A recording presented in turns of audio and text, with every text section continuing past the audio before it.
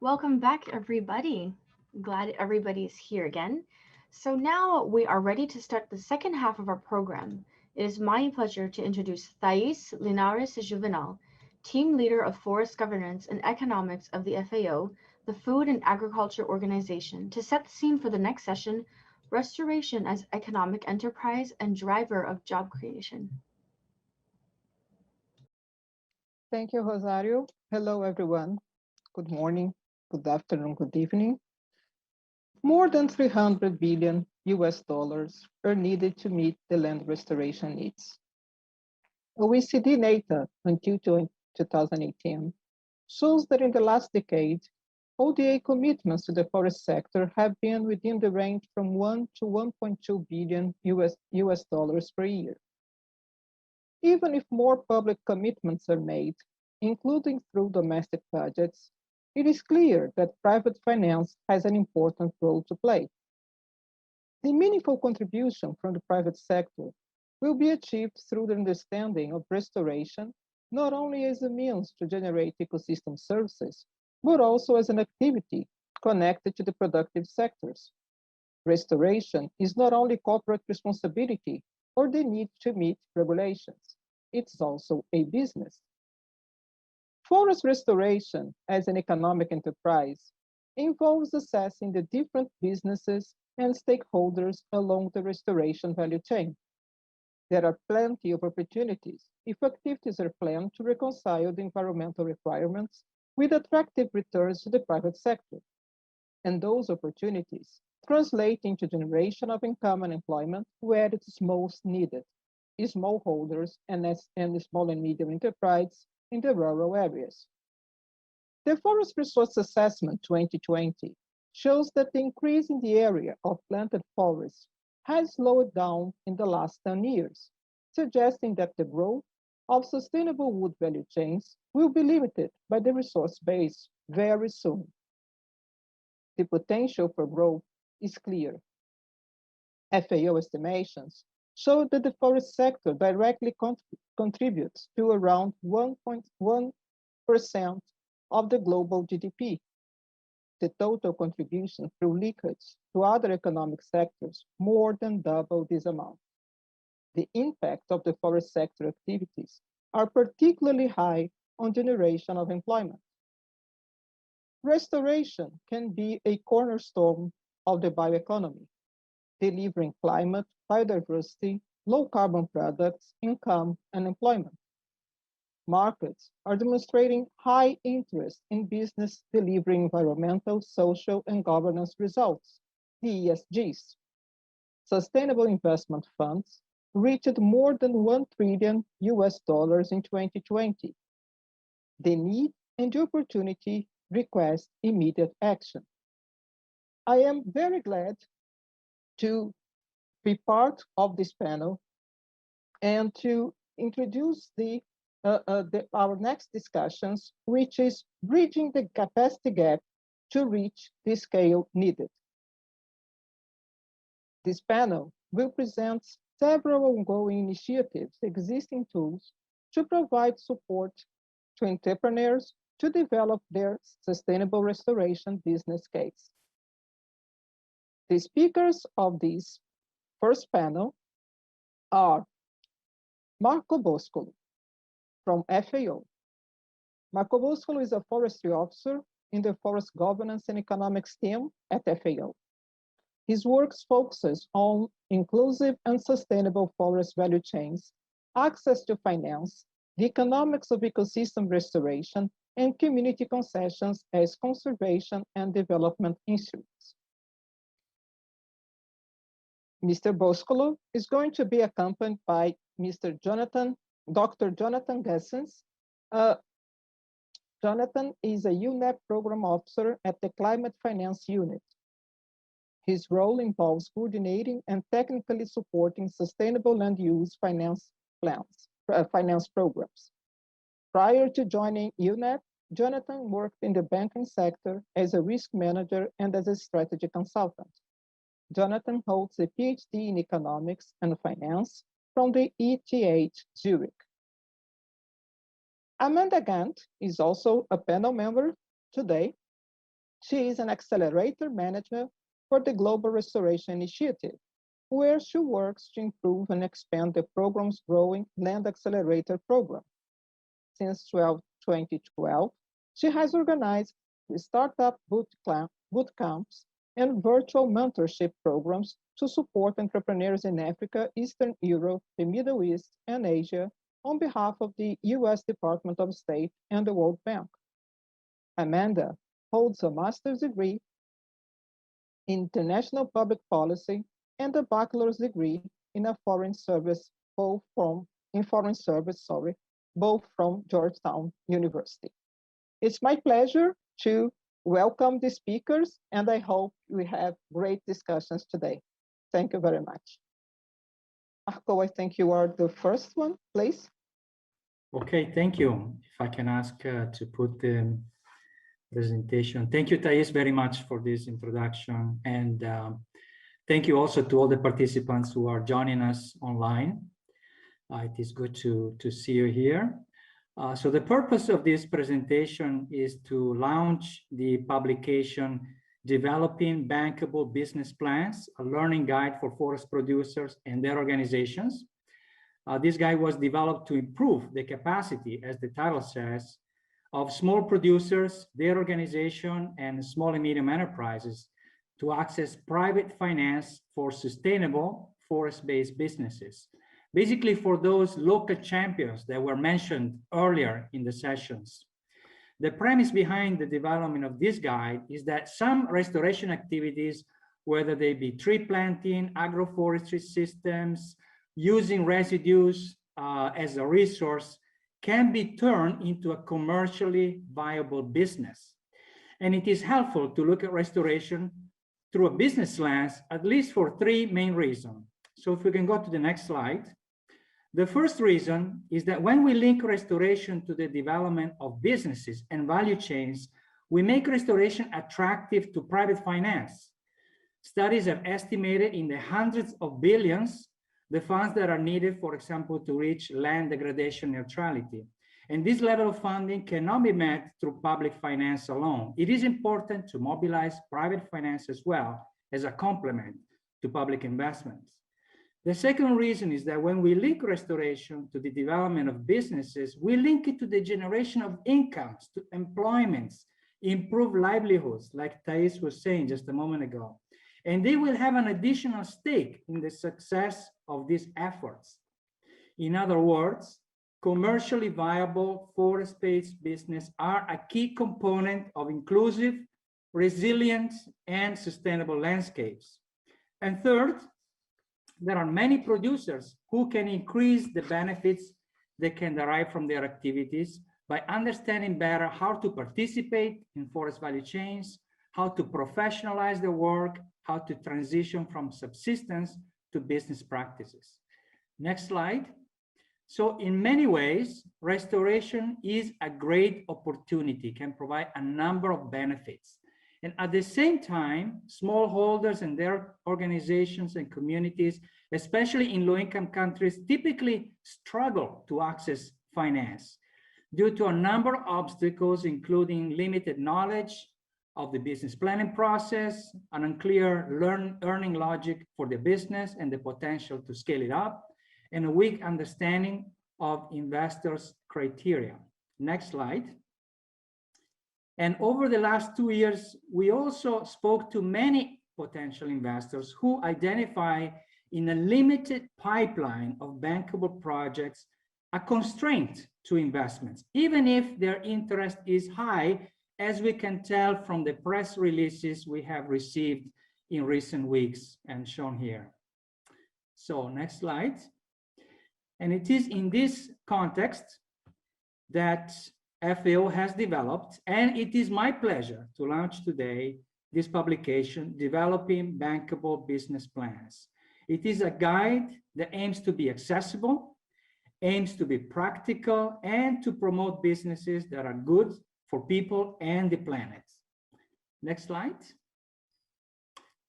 So this publication covers what it takes and what are the key elements to make your business idea attractive to a bank, to a private investor, to a private company, or someone who can either loan you or invest with you to implement or scale up your business.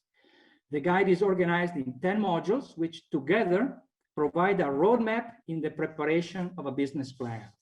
The modules cover how to organize evidence for your business idea, how to communicate that your organization has the skills and competence to implement the business, how to assess the market for your product or service, how to also assess your nature-based assets, how to assess your competition, which technology will you use to implement the business, and also your business environment and legal issues. One module is dedicated on how to carry out a financial analysis, one on how to consider environmental, social, and governance criteria and indicators, and one on risk assessment and mitigation. Next slide, please. So each module includes a description with the main ideas, some examples from real-world business cases, web-based tools that are available and ready to use to address specific aspects of developing a business plan, references, and checklists to help you keep track with compliance requirements. Next slide. So let me close by mentioning some next steps that we're taking. We are developing an e-learning course through FAO e-learning Academy that will be available late in 2021. We also continue to promote the dissemination of these materials through our programs like the Restoration Initiative, the Forest and Farm Facility, our partners and projects, and also working in partnership with incubator and mentorship platforms. And I am very happy to be followed in this session by 2 examples of these partnerships. So let me conclude by saying that if you lead or coordinate projects, manage an incubator or accelerator, we hope you will find this guide useful, and we would love to hear from you. Thank you.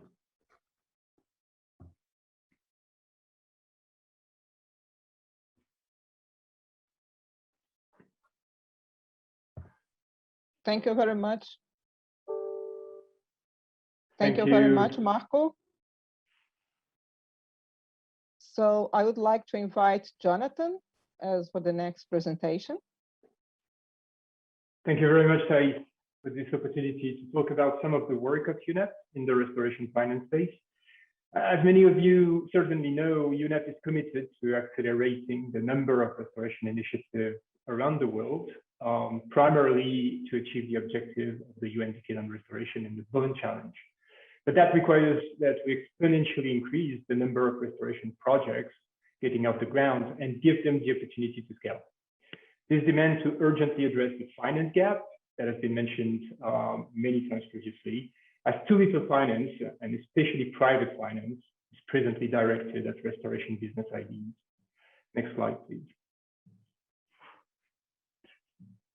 One of the main barriers is a lack of a well-functioning restoration finance pipeline, capable of producing economically viable ideas that can be connected to the right financing players and mechanisms. To address this challenge, UNEP is promoting a system approach that supports both the finance side and the project side of the pipeline simultaneously, because only by increasing supply and demand, you can achieve true scale. Next slide, please. Next. Can you move to the next slide, please? Thank you. On the finance side, UNEP has recently launched, with funding from the German and Luxembourg governments, the Restoration Seed Cash Flow Facility, or RSCF. It provides co-finance in support of funds and pipeline development, recognizing that one of the main challenges for restoration investors is the pre-investment stage, which is both resource intensive and risky. Fund managers have often limited funding available, and as a result, they need to limit the size of the development pipeline, and in turn, that leads to reduced levels of investment in FLR. Next slide, please. So RSCF has 3 support lines. The first one is dedicated to fund development.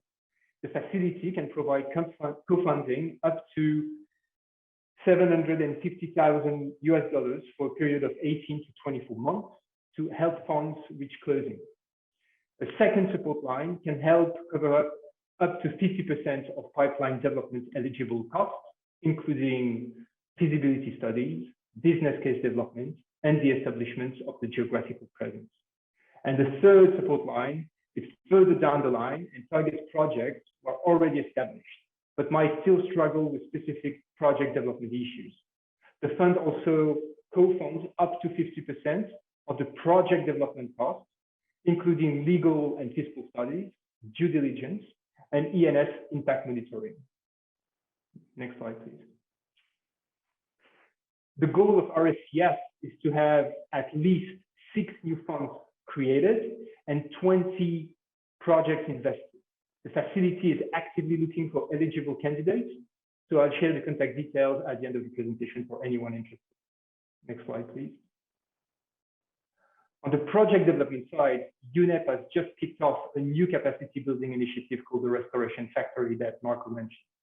The Restoration Factory is one of the finance-focused outputs of the Restoration Initiative, a just-funded collaboration between IUCN, FAO, and UNEP, which aims to develop and promote landscape restoration blueprints in 10 Asian and African countries. The factory itself is an e-learning incubation program that helps restoration entrepreneurs develop attractive and tested business models of restoration. It harnesses the expertise of a community of private sector mentors who provide regular advice and challenge the assumptions of the entrepreneur. It promotes a method of empirical validation, encouraging developers to go out and experiment their ideas, like reaching out to potential clients and customers to validate the value proposition, or studying the competition to understand the comparative advantage or the potential weaknesses of the project. Next slide, please. The rigorous 6-month training program is built around the MIT's Discipline Entrepreneur Method. It's powered by the Bridge for Billions platform, a leading social enterprise that has already helped more than 1,500 entrepreneurs. For the purpose of the program, it is complemented with specific training materials developed by FAO, like the guide that Marco has been working on, IUCN, UNEP, WWF Landscape Finance Lab, and partnerships with Forest. The factory has links already established with incubators and impact investors to provide funding opportunity to its participants. Next slide, please. So the program has been designed to encourage eco-entrepreneurs to develop an habit of testing, ground truthing, and validating the main areas of their business idea, from value proposition to competition and shareholder mapping, marketing and financial plans, impact strategy, growth plans, all articulated around 8 learning tools. Its main output is the preparation of a substantiated business plan, rich with market data, which can pave the way for the deployment of a minimum viable intervention supported by accelerators, impact investors, and donors. Next slide, please. Our first cohort is currently undertaking the program. We have 13 enterprises and 26 mentors from the private sector to support them. The long-term goal is to use the factory as a low-cost, white label delivery model that any restoration developer or investor can use to provide some core business capacity building to their pipeline of projects. It aims to accelerate the investment origination process by encouraging business plan consistency and quality. Next slide, please. So I encourage anyone who wants to know more about these 2 projects to contact us using the 2 email addresses shown on the slide, one for the facility, the other one for the factory. And I'd like to thank everyone for participating.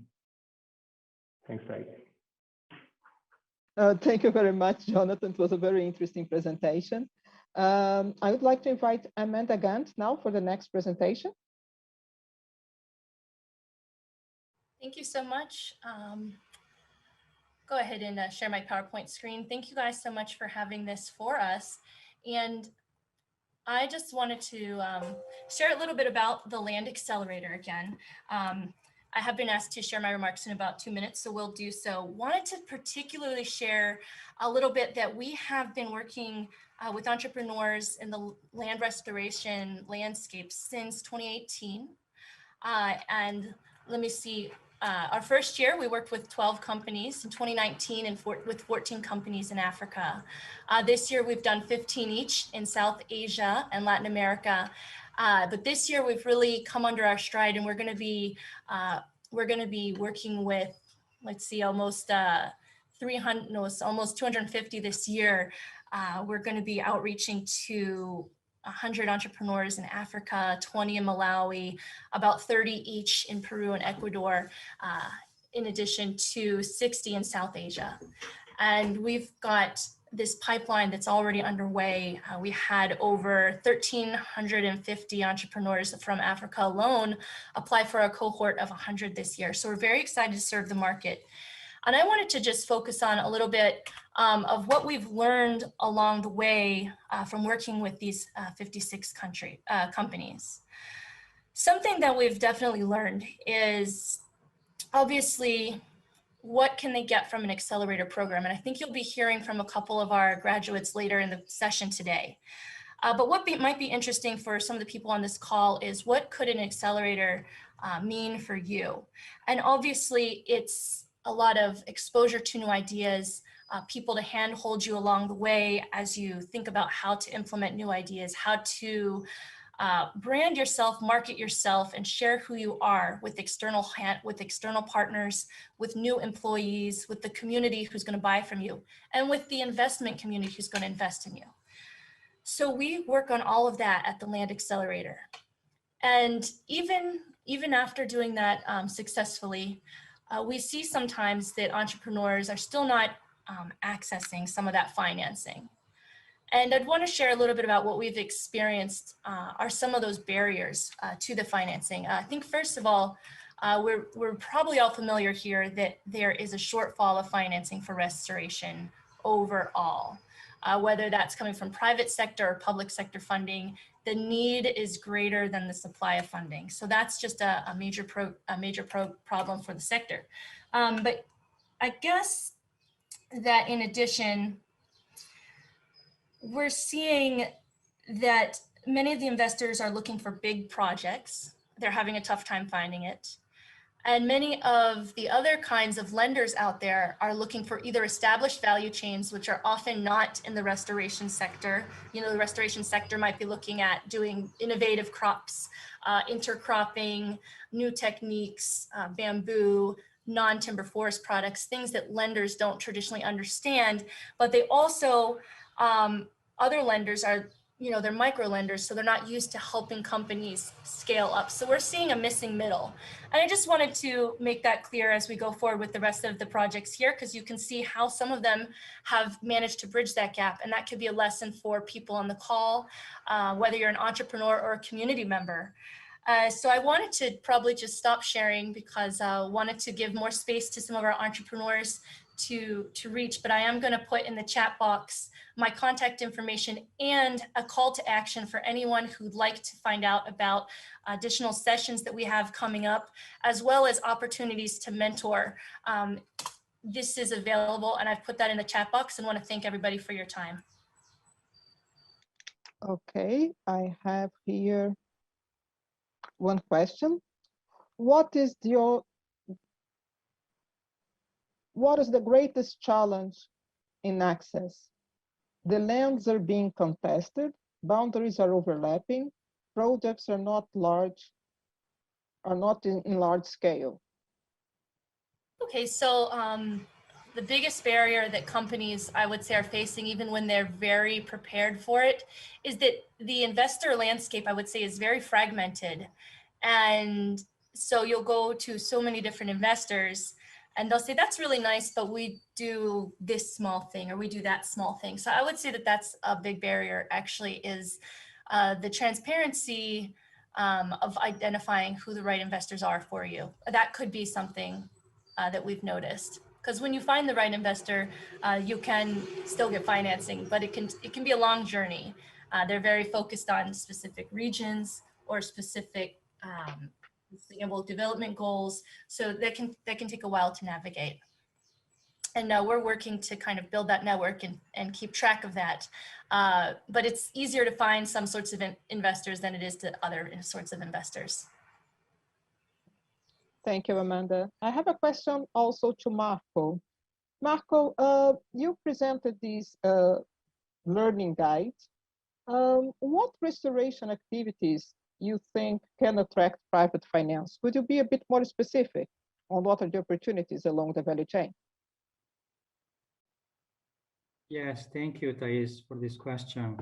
Well, access to finance, one of the things that make investors a little bit cautious is the issue, for example, of the long gestation of some of these projects. But in the work we've been doing in piloting this guide, we identify, for example, opportunities in the organization of farmers. So tree growers, when they organize together, they can actually provide a more reliable, better quality, graded wood and non-wood products. They can purchase some equipment.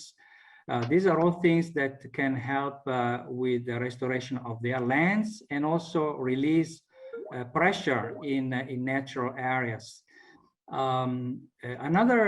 Several interesting applications have been in the use of agriculture and forest residues to make energy, for example, in making green charcoal. These are some of the examples that are included in the guide, and I think make for good example of restoration too. Thank you very much, Marco.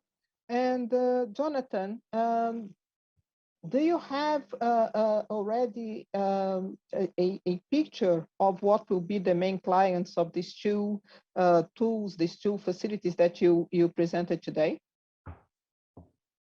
Yeah, so our ambition is really to engage the community of impact investors, especially those who are focusing or have the majority of their activities and investments in the restoration space. So we, as I said in my presentation, we are already in touch with a few of them. And the purpose here is really to help accelerate the speed at which they develop their own pipeline. Because for some of them, they've been doing it for years and they have the experience and the expertise, but they still struggle because they have to do pretty much everything from scratch. And the early stage development is something that is really costly, really time consuming, and something that we hope that we will be able to accelerate. So impact investors first, and then there will be also opportunities for secondary capital markets to open up to other financiers and investment players. Okay, thank you very much. And I would like to thank all the presenters for these very insightful presentations. I think the presentations were very clear on the need to build capacity to access finance. So leveraging finance is not only a matter of availability of finance, but it's also a matter of being able to access it. And some exercise also regarding the matchmaking, making investors and the opportunities connect to each other. I would like to thank again all the presenters and all those that are watching this webinar. And I would like to hand the floor to the next panel, which will also be a very interesting discussion. So I would like to pass the floor to Ulrich Appel for the next panel on concrete actions to support the forest land restoration. Thank you very much. Thank you, and hello everyone online. So I have the pleasure to moderate the second panel in this session. My name is Ulrich Appel. I coordinate the land restoration efforts at the Global Environment Facility, and it's really a pleasure to be here today with you because restoration is a very important topic for the GEF as one of the biggest grant makers for restoration projects worldwide. Now, in this second panel, we want to delve deeper into the concrete actions on how to support restoration and sustainable value chain development and job creation, and especially on how the tools that have just been introduced, the Restoration Factory, the Learning Guide, the Land Accelerator, how they have been applied. And the time for restoration is really now. So every initiative counts. And I have 5 exciting panelists with me who have a lot of experience with innovative initiatives, and they are going to share with you. So let me quickly introduce the panel members in no particular order. We have Blaise Baudin. Blaise works on the economics of ecosystem restoration, also called the TEER initiative, and he's a consultant for the Secretariat of the Convention of Biodiversity, and works also for the Forest Landscape Restoration Mechanism of the FAO. Then I have with me Kathomi Nyeru, or Cookie as her friends call her, and she heads the outreach department of Greenpot Enterprises. And together with her team, she works in Kenya to empower communities through bamboo marketing. And then we have Major Sharma on our panel today. Major Sharma has retired from the army, but he had then the splendid idea to found Gratitude Farms, which is an agri-tech startup and all about organic farming and the social enterprise. I have also Tommaso Menini with us today, the CEO of AGAR. AGAR is the African Agency for Arid Resources, an award-winning company with well-known brands. And Tommaso is really a fervent conservationist and a dryland expert, and we look forward to hear his perspective on drylands. And finally, last but not least, we have Luis Mabulo with us, who is a chef and a young entrepreneur and the founder of the Cacao Project in the Philippines. And Luis, you have so many awards, so let me mention only one. You have been on the Forbes Asia list for 30 under 30 young entrepreneurs. We are glad to have you, and we will later hear your perspective on this panel. So I will now ask a question to each panelist to get us started. And for the audience, please put your questions, your comments, your suggestions in the chat box, and we hope to get back to them after our first round of questions. So let me start with Blaise. And let's really start with a fundamental question here. Blaise, what data and information is needed to support the transformation to a restoration economy? Yes, thank you, Ulrich. I'm a little bit the odd one out in this panel of entrepreneurs, but I came here to talk about an initiative called the TIER for the Economics of Ecosystem Restoration, which is about collecting data on the costs and benefits of restoration. And I think we've heard since the beginning of this event how it's difficult to make offer and demand meet when it comes to restoration finance. And the way that the TIER is aiming to contribute is by offering some answers to some of the questions that we think are lingering on both sides of these issues. And these are basic questions like, how much does ecosystem restoration actually cost? How does this cost vary across countries, type of ecosystem, objectives or level of degradation? And finally, like, how will these costs be offset eventually by the expected benefits that restoration provides, and if then, after how long? And so the TIER initiative was started by a coalition of partners, including FAO, the CBD, C4, WRI, with the view to set up this standard framework to collect data on restoration projects and build this global database on the costs and benefits of restoration. And we think that this is going to be helpful. And so to answer your question, this is a long-term multi-partner collaborative effort that is just starting, but I think it's going to provide answers to these questions, and that this could be helpful in two main ways. The first one is that once we will have better data on costs and benefits of restoration, we think it will facilitate the work of restoration practitioners to properly budget their restoration interventions, and also will make them more aware of the potential benefits of restoration without overpromising.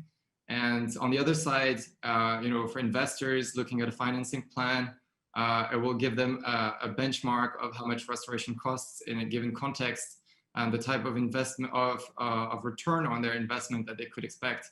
And so we think we want to highlight the importance of collecting such data and this long-term effort. And so we're inviting all projects, even in this panel, and that are listening to contribute and to participate to this data collection process. And you can access the form on our webpage that my colleague will share in the chat. And yeah, we hope that with eventually collecting such data will help bridge that gap.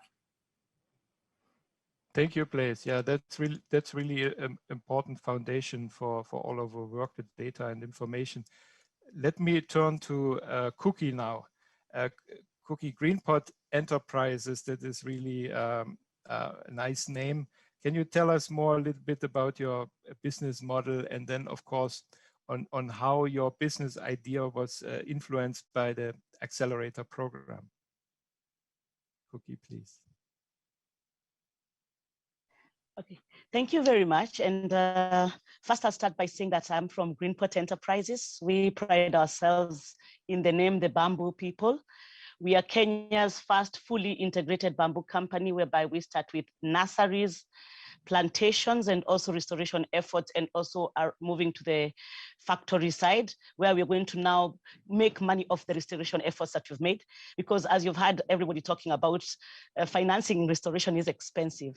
So unless you turn it into an enterprise, it becomes a bit difficult. In 2018, I had the opportunity of being in the first cohort of the landscape restoration program. And I remember when we went to this landscape restoration, one of the biggest issues we had is we have great restoration efforts. How come we cannot be able to get financing? So I remember that we went through a series of trainings for about 4 days, 4 intense days, which ended up having a pitch day at the end, so that you have a demo pitch day where you actually pitch to investors. But the most interesting thing was that the efforts that we have and the financials are not being able to be merged together. So you have to find out who is the right person to work with, who is the person interested in your business, or better still, who is the person that you can work with so that you can create a better product that they can then push forward instead of being too rigid. So my most exciting time that time was the pitch day, because we find that we get excited about what we do. So we want to say everything at the same time, and sometimes people don't have time for that. Just realizing that you can narrow down your pitch, make it exciting, make people interested in what you're doing, and then get people to work with later on was very, very exciting for us.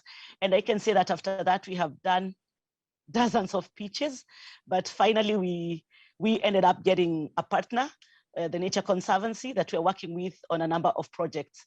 And it was really, really exciting. It's something I would ask everybody who is in restoration to do. Use the tools that we saw before and get in there, get information so that you can be able to align with the investors.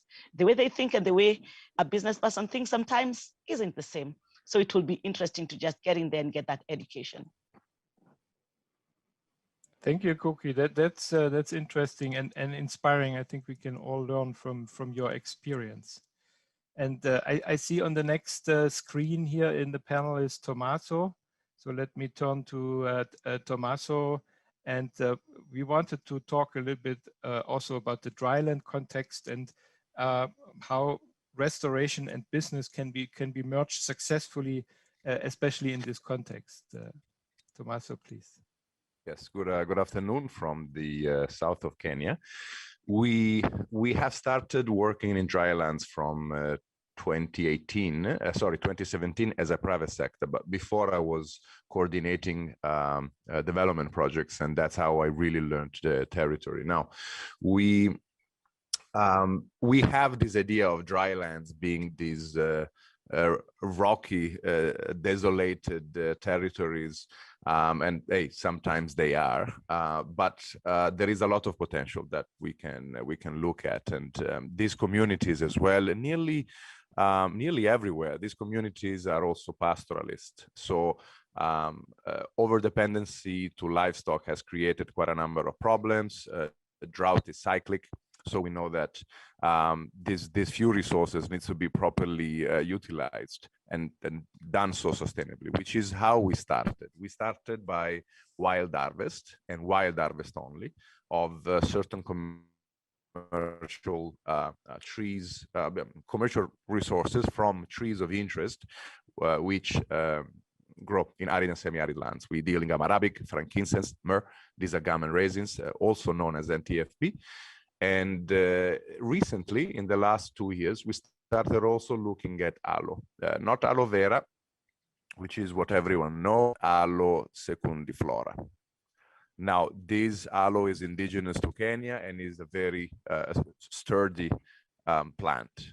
Now, we have won a grant from the British government. This grant is allowing us to set nurseries, and these nurseries will in turn go and create farms, aloe farms. The good things about aloes, this one in specific, is that it can grow literally on rocks and on sandy soils and territory. This means that lands that is completely unused or considered degraded can be now restored.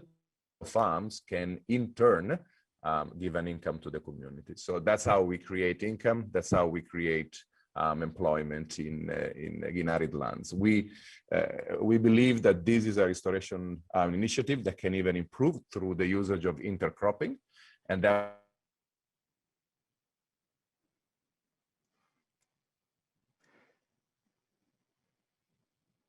Yeah, Tommaso, I think we have lost you, but these were very encouraging remarks. It is really encouraging to hear that drylands have such a sorry, huge I don't potential. know what happened. Yeah, we lost you in between. Here I am. But yeah, sorry, but I so was. much. Don't worry. I think we really got your points and messages. It's very encouraging to hear that drylands have such a huge potential for restoration, and that maybe we can come back later to this topic. Let me turn now to next on our panel screen is Luis Mabulo, and Luis, we really wanted to get your advice, especially for young entrepreneurs trying to get into restoration initiatives. And also we would love to hear more about your cacao project. Please, floor is yours. Definitely. Thank you so much, Ulrich, for that question. It's a really lovely question, I think. And I think it requires a little bit of background. Now, to give you some background, my country, the Philippines, is the most vulnerable country to hazards brought about by climate change, and is a country prone to severe environmental degradation, with much of the country facing deforestation and environmental harms on top of the risk of droughts and cyclones each year.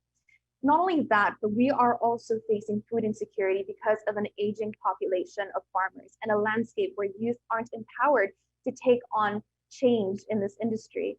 Now, I founded my social venture called the Cacao Project to cultivate sustainable and resilient economic forests for our farmers, using nature-based solutions to increase their resiliency, improve their livelihoods, and better support their families for sustainable success. After seeing how farmers have suffered year after year in the yearly struggle of intensifying typhoons. We're also working to deconstruct the negative stigma associated to farming so that young people can make a change in this industry. When we built our model, we built it around sustainability, community development, and a more equitable food system based on existing and rampant issues that we face here locally. We knew that a good future is a sustainable future, a future that treats farmers as partners and not as beneficiaries, especially in a country that marginalizes them in our food systems. So we have successfully worked with over 200 farmers, reforest about 85 hectares worth of trees over a span of 85,000, planting 85,000 trees over a span of 85 hectares of land, and restoring water sources in our area. But some of the things we learned along the way in doing this is first, building this youth-led restoration-oriented venture is that we had to focus on a localized solution. Restoration is something that's kind of common to us all. The issues we face aren't unique to our region, but the social cultural context are, and it requires a deep understanding of the background and context of local traditional knowledge and lived experiences and cultures in order to sustain itself successfully as a systemic intervention. And secondly, in relation to this, we realized that it was not only important for young people to step forward and take the lead, but it was an industry that needed intergenerational collaboration to fully achieve the full extent of our goal in rethinking food systems and harnessing the potential of our landscapes. We needed to approach mentors and people who have been in this industry for years. And thirdly, we know that in order to sustain a green recovery for our economy through restoration, we first had to tackle a mindset change. In countries like mine, farming is associated to poverty and unsustainability and failure. In fact, in schools, they teach school children that if you fail in your studies, you will end up as a farmer. And this mindset keeps that system going, and it's absolutely tragic. So we knew that we had to destigmatize green jobs, agroforestry jobs, agricultural jobs, and we knew that it was absolutely essential to our economy to make sure that people are empowered to take on these roles. And instead as well highlight how intersectional and how valuable it is for young people to lead the path of economic recovery through these industries and through revolutionizing these systems. So in the decade of ecosystems restoration, we need a paradigm shift. And that paradigm shift involves young people working hand in hand with industry professionals to transform our food systems and change what was once deemed as unsustainable into an opportunity for regenerative and restorative intervention.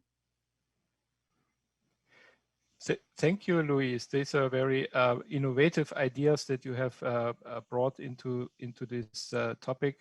And also thank you for mentioning also the green recovery, which will become more and more important also in the context of restoration, because also, of course, restoration can actually very quickly and immediately create jobs, and funding that is provided can, of course, quickly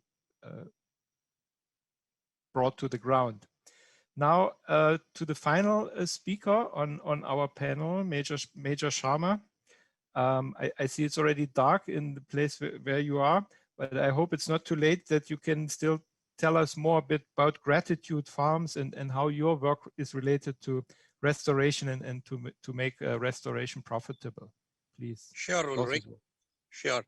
Yeah, it's just about late evening in India. Thank you so much for having me on this panel. And it's an honor to be able to share what we are trying to do.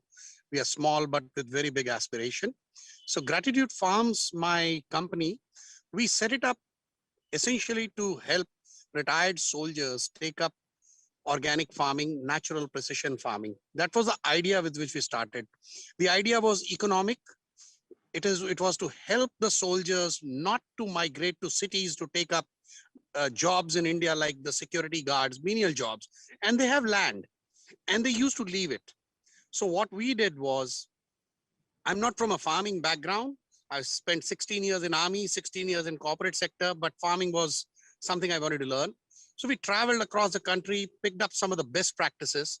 So today what Gratitude Farms does is that it synthesizes the traditional organic and natural farming practices and integrates it with technologies and, most importantly, operational discipline at grassroots level.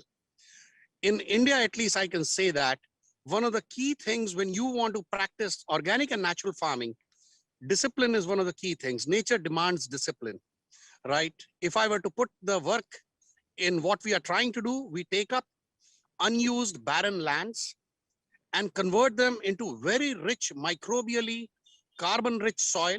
It takes us 6 to 9 months, and then convert it into high yield, what we call the food forest model of organic farming practice. It's a multi-cropping model. In 1 acre, we grow anything up to 100 fruit trees, and in 3 to 4 seasons, 10,000 vegetable plants and about 50,000 greens. The idea is, one, when we take up unused land, we convert it into such a rich, first the soil and then the environmental system, environmentally rich system, and it is also aesthetic and very beautiful to look at. We have worked on systems, how to make it resilient to cyclones and pest attacks, etc., from the traditional practices. Now, this is the part that we started doing. And now what we are doing is we are expanding it. I was very lucky to be part of the Land Accelerator program. And there, through the mentors as well as through the pitch presentation, I could showcase what we can do in 1 or 2 acres of land. And we were very fortunate to get investors. Not only has investment come to me for replicating this particular model across many geographies within the South India where I'm operating, I've started receiving funding from private agri-sector financiers, thanks in no small measure to Land Accelerator program. But another good thing that has happened is a lot of these agri-finance institutions have their own centers of excellence where they train people. They've asked us to set up and replicate the food forest model and all the value additions that we do. We also use solar drying and vermicomposting so that the biomass that we generate is reused and put back into the soil as carbon. So these are the two things that have happened in the last 1 year. One, we started attracting a lot of quality finance. And second, we are setting up centers of excellence for training farmers, ex-soldiers, rural women to take this up in a big scale. Thank you. Oh, that's very impressive. Thank you. That's very impressive achievements for a small startup, and really thank you for sharing this very interesting case study. I have a few questions coming from the audience, so let us now turn to some questions, and let me start with Tommaso. A very interesting question to Tommaso about the investments in capacity building. Is capacity building only funded from the public sector, or how can the private sector be engaged into capacity building for restoration activities?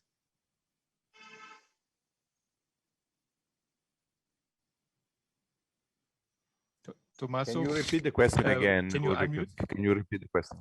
Yeah, yes, it's about the funding for capacity Yes. building. Is it only from the public sector, or also can the private sector fund capacity building? Right. Well, we are a very critical example of that, as we funded our own capacity building to the collectors mostly, and then we received a grant from the British government, as I was saying, to now capacitate aloe farmers and further capacitate the collectors. But there is, I think, is only beneficial for a private sector to invest in their own supply chain. So our capacity building efforts, which do not only stop with trainings, but give also and delivers fundamental equipment for harvesting and sorting and grading. We definitely invest in our own supply chain as a private sector, and I don't see why other private sector wouldn't do it. I mean, for the farms, we do not own the land. We want the communities to own the land. We want community land to be restored. We don't want to own. But definitely, when it comes to collection and even other capacity building exercises, we do it ourselves with our own funding, and it has been definitely an effort. And thanks to again seed investors, we've been able to do that ourselves. Yeah, no, thank you. That's good to hear. I have another question for Cookie. What are the minimum economic indicators that enterprises need to show to qualify for the Land Accelerator? Can you tell us this quickly, the minimum indicators that you had to fulfill? If you are on the still online. Yes, I am. Okay, Hello? Cookie, go ahead. Go ahead. Yes. If you need some support, let me know. No, I'm okay. You see, what happens with the Land Accelerator, the first thing you have to do is, just know when the session is open and apply. At the time when we got into the first cohort, one of the first things you needed to do is at least you need to have had something started. So that's why you're called a startup. You needed to be either at the level where you're a startup or at the level where you have worked and you're a medium-sized company. So that's some of the things that we needed to be part of the Land Accelerator. And obviously, you needed to have a startup business that is in line with landscape restoration. Like in our case, we grow bamboo. We grow bamboo on plantations, and also grow bamboo with farmers in degraded areas. So those are some of the main things that you needed. Yeah, thank you, Cookie. We are coming to the Just last. be a business that has to landscape restoration, such as ourselves. Thank you, Cookie. We are coming to the last 5 minutes of this session. Maybe very quickly to Louise. What advice can you give to groups that are not involved in restoration, that want to involve in green techniques and agroforestry and so these kind of techniques? I think that in terms of groups that are not involved in restoration, there's always a way to connect with restoration and environmentalism. There's always this interconnectivity with it. So whether it's starting to have better facilities for green jobs, or better kind of opportunities for young people to be involved and contribute and find ways to scale in a sense that include sustainability, or a sustainability plan in the long term, whether it's within your office or within how you plan to move forward as a business, because one day all of our businesses will have to be sustainable and green, and everyone will have to start integrating that slowly but surely over the next decade. Thank you, Louise. I think that's also a perfect way to end our session with a very positive message. Every initiative counts, and every idea, every innovative idea counts. So please go ahead and continue with the good work that you are all doing. And I thank you very much again for being on this panel and sharing your experiences. I hand now over back to Thijs for a few conclusive remarks of our session. Thank you so much. Thank you very much. This was a very interesting discussion. I really thank all the participants. And I just would like to highlight the first thing is that how many good examples we do have, not only in forestry, but in agroforestry with farmers. So the potential for land restoration is really clear. And what is needed is the finance to scale up this experience. We also would like to highlight, as was discussed here, how it's important to have these facilities and instruments to support the producers, not only the financial collaboration, but also the technical collaboration to help them to structure their business, to structure their activities in order to receive finance. I think it's very clear as well the benefits that forest land restoration brings to livelihoods, in particular to smallholders and SMEs. The examples we just heard in this last panel, they're very clear on the very concrete results and benefits that were generated by the entrepreneurs, by the producers, and this also shows the value of local solutions to reach the resilience and the climate adaptability. It's also important in this discussion to value the local, again, the local experience, also based on the traditional knowledge, to make the adherence and the possibility of participation of all the stakeholders in these restoration efforts. Finally, I would just say that we had an announcement in the beginning of this panel about this learning guide. And the learning guide, I just heard that it's now online. It can be accessed, so it will be disseminated through our networks. The learning guide that was presented by Mr. Bosco in the beginning of this session. I really hope that you have learned as much as I did through these presentations that we had today. Understanding the economic side and understanding the way producers, private sector, how the restoration can fit into the bioeconomy, and how these can connect, can leverage the participation of private sector to these important efforts of forest land restoration. I really hope that this panel has contributed to these objectives. There is a clear business case for forest land restoration from whatever side you look. Restoration is an environmental it's an environmental need, but it's also a very good economic opportunity, socio-economic opportunity for us to build the planet resilience that we need and the level of growth that we need to reduce inequality. So I really hope that you have enjoyed this panel and that you are all as excited as I am to continue to work on that and make the forest land restoration we need happen. Thanks a lot.